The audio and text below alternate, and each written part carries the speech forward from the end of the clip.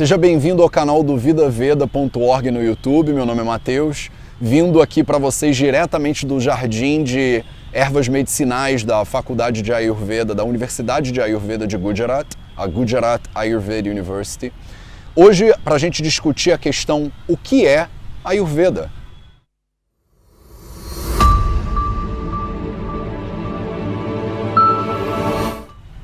O que é Ayurveda?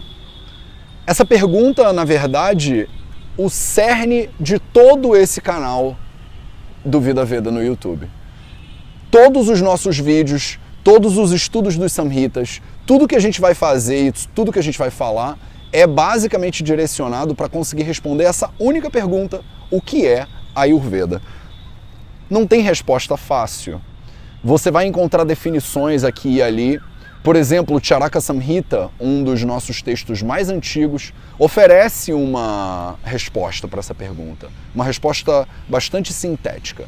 O Sushruta Samhita oferece uma resposta um pouco diferente, e o Ashtanga Hridaya acaba pegando desses dois autores e também trazendo uma outra maneira de entender o que é Ayurveda.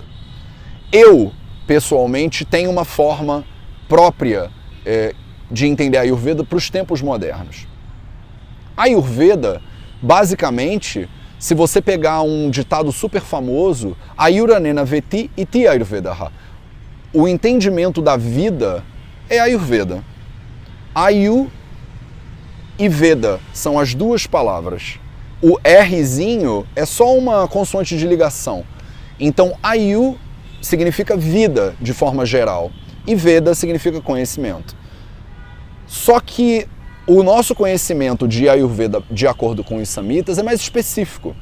Então você vai ver que, por exemplo, o Charaka, ele define vida como Sharira, Indriya, Sattva, Atma, Samyoga. Então a união do corpo, dos sentidos, da mente e desse elemento que a gente chama de Atma, ou Avyakta, aquele que não pode ser observado, a união desses elementos é considerado como vida. Então, para o nosso efeito, para o nosso estudo, Ayurveda é o ser humano. Óbvio que você tem Ayurveda, correntes de Ayurveda específicas para o tratamento de animais, por exemplo, ou Ayurveda específica para o tratamento de plantas, mas os Samhitas, a ciência que nós vamos estudar, a matéria do nosso estudo nesse canal é a medicina. É a ciência do ser humano. Então, o que é Ayurveda na minha humilde definição? Ayurveda é um sistema de medicina científico, número 1, baseado em diretrizes clínicas, número 2, expressa em textos antigos, que passaram por constante revisão de pares ao longo dos anos, e esse conhecimento foi atualizado ao longo do tempo na forma de Samhitas e Nigantos. Então vamos quebrar essa definição e vamos estudar ponto a ponto. Ayurveda é um sistema de medicina científico. Se você olhar qualquer definição que você pode ver sobre ciência, desde a evolução da ciência no conceito árabe até a metade do século XIX, quando a medicina que nós conhecemos hoje surgiu, ou mesmo o modelo hipocrático,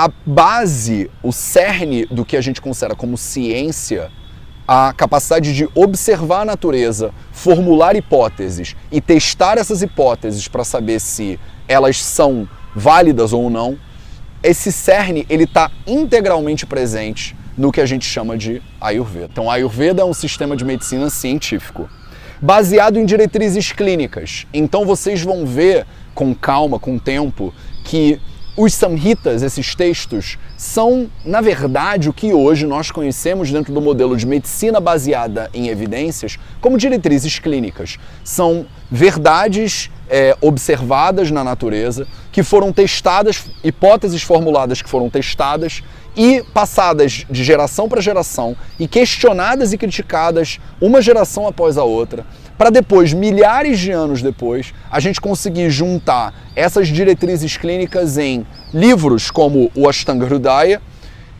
que vão ser passados para nova geração de médicos. Então, a Ayurveda é baseada em diretrizes clínicas. Ela expressa em textos antigos que passaram por constante revisão de pares. Então, esses textos não foram escritos em um momento isolado no passado e nunca mais foram revistos. Muito pelo contrário. Eu entendo que as pessoas que estudam a Ayurveda de uma forma mais superficial talvez tenham a compreensão de que os Samhitas, eles são textos que foram formulados num passado remoto e que nunca mais foram tocados, e a gente ainda estuda eles da mesma maneira como eles foram concebidos inicialmente. Mas isso não é verdade. Se você pegar o exemplo, por exemplo, do Charaka Samhita, o texto mais antigo que a gente tem, o Charaka Samhita foi elaborado entre 2000 e 1000 anos antes de Cristo. A questão da história, que a gente chama de Itihasa, é um pouco confusa. Você tem autores que dizem uma data, autores que dizem outra. Para o objetivo do nosso estudo, isso não é tão relevante. Tenta só entender a lógica do que eu estou falando. Então, se o Charaka Samhita foi elaborado entre 2000 e 1000 a.C., na verdade, naquela época, originalmente, o primeiro texto ele era chamado de Agnivesha Tantra. Então, a primeira cara desse livro era chamado de Agnivesha Tantra.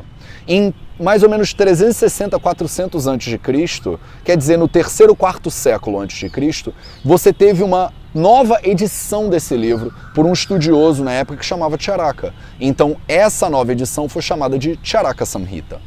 Você vê que o Charaka Samhita, muitas vezes a gente fala o Charaka, ele na sua origem nem era chamado de Charaka Samhita. Ele ganhou esse nome quando o Agnivesha Tantra foi reeditado no terceiro, quarto século a.C. para tomar a forma que ele ganhou e que foi chamada de Charaka Samhita. Mas não parou por aí. Depois, 600 anos depois de Cristo, você teve mais um movimento de reedição e de reestruturação desse texto por um autor que chamava Drudbala. E esses três autores, o Agnivesha, o Charaka e o Drudbala, a compilação do conhecimento desses três é que, na verdade, é o texto que hoje nós chamamos de Charaka Samhita. Além disso, desde a criação do Charaka Samhita até os dias de hoje, é muito comum, a cada 100, 200 anos, vem um autor famoso, vem um médico de destaque e escreve um comentário a esse livro. Então nós temos centenas de comentários ao Agnivesha Tantra, que posteriormente ficou conhecido como Charaka Samhita. No século IV, você teve o Bhattara Harishchandra, por exemplo, que é um autor que escreveu o Charaka Nyaya. Século IV depois de Cristo, já no ano de 1060, você teve o comentário do Chakrapanidata, conhecido como Ayurveda Dipika. Esse comentário até hoje é o comentário considerado mais famoso, de maior propriedade. Você vê, esse comentário foi escrito em 1060, quase 1000 anos atrás, e continua até hoje sendo talvez o comentário mais respeitado de todos os comentários já escritos.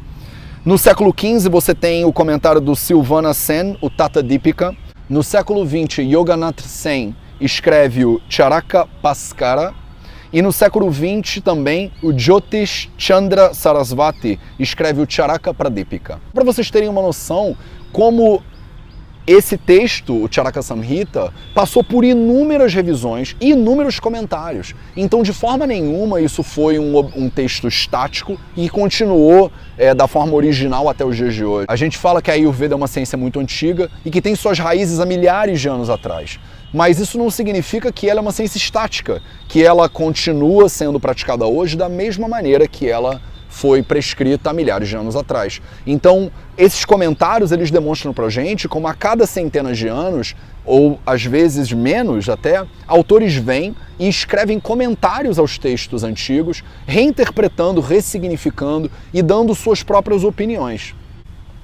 Além dos Samhitas e dos comentários dos Samhitas, nós também temos os Nighantos, que são outros tipos de obras clássicas da Ayurveda que vêm nos ajudar a entender como as drogas e como os procedimentos também mudaram ao longo do tempo.